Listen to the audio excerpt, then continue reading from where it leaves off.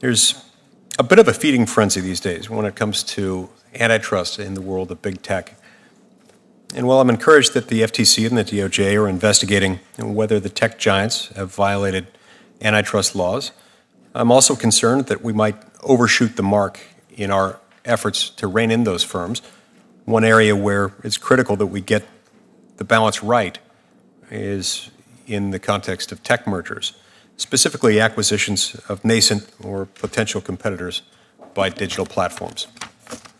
Clearly, we want to ensure that competition is not harmed in tech markets so that we can all enjoy the benefits of innovation and consumer choice, two things that have come to distinguish this sector of our economy. Platform markets are prone to tipping, which can lead to durable market power and to barriers on entry. So acquisitions by dominant platforms that gobble up would-be rivals to eliminate them before they can pose a competitive threat should be prevented and should be something that we're concerned about. At the same time, we also need to recognize that sorting out the problematic acquisitions from the beneficial ones may not always be an easy task.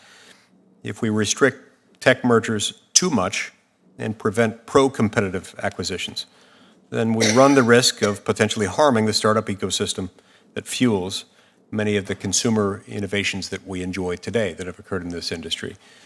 I look forward to discussing how to balance those two competing interests today. Before we get started, let me say a few words about the oversight hearing we held last week with the heads of the Federal Trade Commission and the Department of Justice's Antitrust Division.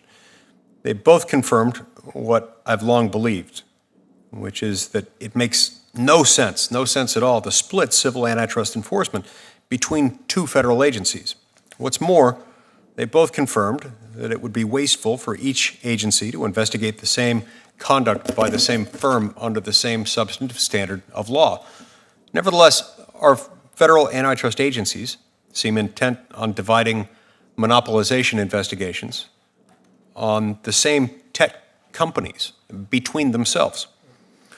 When he was here last week, Mr. Delrahim, who of course heads the Department of Justice's Antitrust Division, suggested that the DOJ and FTC can split up a monopolization investigation of the same company so long as each agency looks at different conduct. But as I said at the time, there's no analytical basis for splitting up a monopolization investigation. Despite Mr. Delrahim's suggestion to the contrary, you just cannot run a monopolization investigation piecemeal. It doesn't work.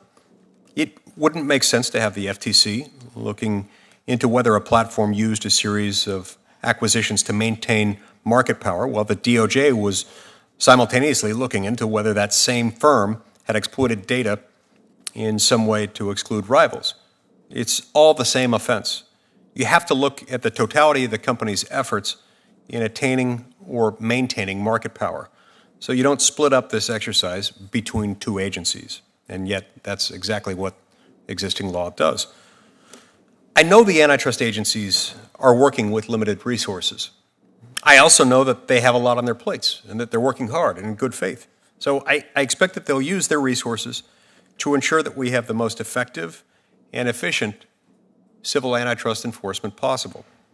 This means we should not see both agencies wasting taxpayer money by carrying on the same investigation of the same company at the same time under the same substantive standards of federal law.